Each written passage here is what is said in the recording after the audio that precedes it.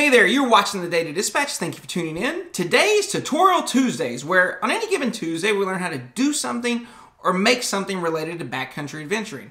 Previously, we've learned how to make a backpacking stove out of a cat food can, or how to make a super cheap, lightweight protective case for your fly rod in your backpack. Links for those videos in the description below. Today, we're going to talk about how to do something super basic, super mundane, but extremely necessary task, and learn how to wash that high-end down sleeping bag or quilt you just bought. So stay tuned, it's logo time.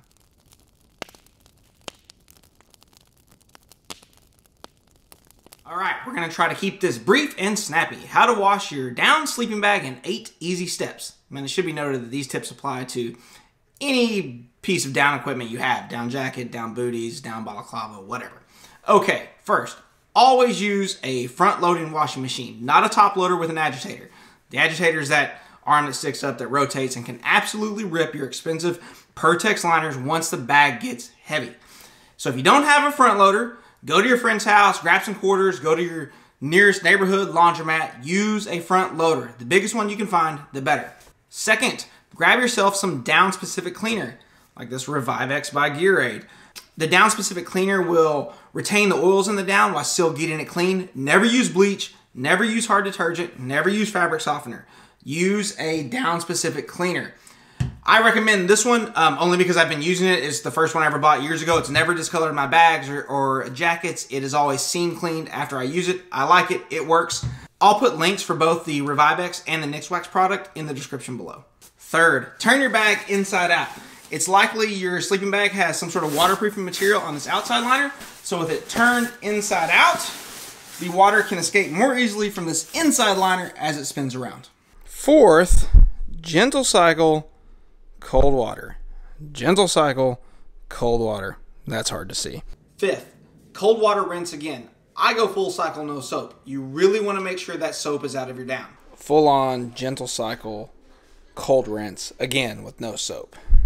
Sixth, and I cannot stress this enough, when you're moving the wet bag from the washing machine to the dryer, be super careful. Get your arms under there and grab it like this. Don't just rip it out. It's gonna go, your bag's gonna go from weighing like 2 pounds to like 20 pounds. If you just try to pull it out of that washing machine, it can rip. Trust me. 7, dry it low and slow, just like you're barbecuing a brisket. Low and slow. It's gonna take several cycles. That's fine. I wouldn't get it out and lay it out flat. It's not gonna effectively dry. You could try to hang it up, but if you do it when it's heavy, I'm nervous it's going to rip. I would just do it. I usually take 3 cycles on my dryer, low and slow, and you really want to make sure you get all the water out before you store it.